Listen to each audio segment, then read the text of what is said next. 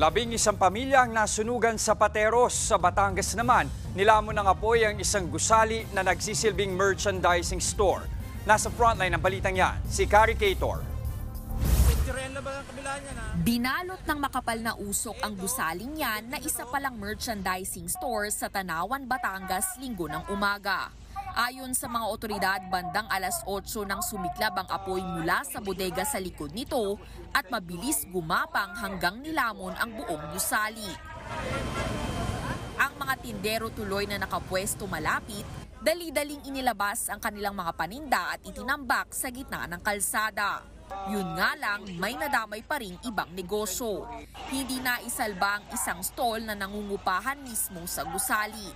Naabot tuloy ang 400,000 piso ng mga paninda ng may-ari.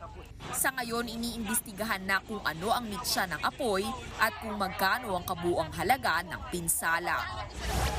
Nangangalit na apoy rin ang bumulabog sa mga residente ng Santo Rosario, Kanluran sa Pateros nitong Sabado. Bandang alas 4:30 nang sumiklab ang sunog sa isa sa mga bahay sa Samaniego Compound. Agad itong kumalat at nadamay ang 7 pang bahay. Inabot ng higit 1 oras bago tuluyang naapula ang sunog. Wala namang napaulat na nasaktan, pero 11 pamilya raw ang nawalan ng tirahan. Inaalam pa rin ang sanhi ng apoy at kung magkano ang pinsalang iniwan nito. May sunog na sa payahan. Waray pa bumbero. Pasado alas 10 ng umaga, isang bahay rin ang nasunog sa Calbayog City sa Samar.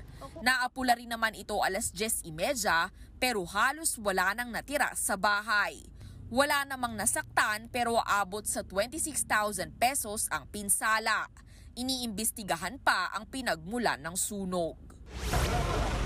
Tulong-tulong naman ang mga bumbero at mga volunteers sa pag-apula sa nasusunog na bahay na yan sa barangay Pagbabangnan sa San Julian, Eastern Samar hapon noong Biyernes.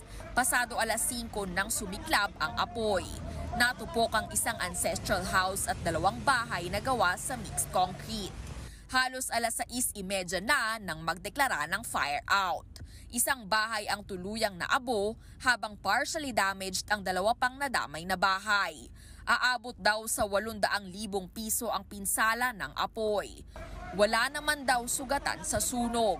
Hinala ng mga bumbero, electrical issue ang naging sanhi pero iniimbestigahan pa raw ang tunay na mitsa. Nagbabalita mula sa Frontline, Carrie Cator, News 5. Mga kapatid, Jess De Los Santos po. Iba na ang may alam at may pakialam sa panahon ngayon. Para sa tuloy-tuloy na balitaan sa Frontline kahit weekend, mag-follow at mag-subscribe sa social media pages ng News 5.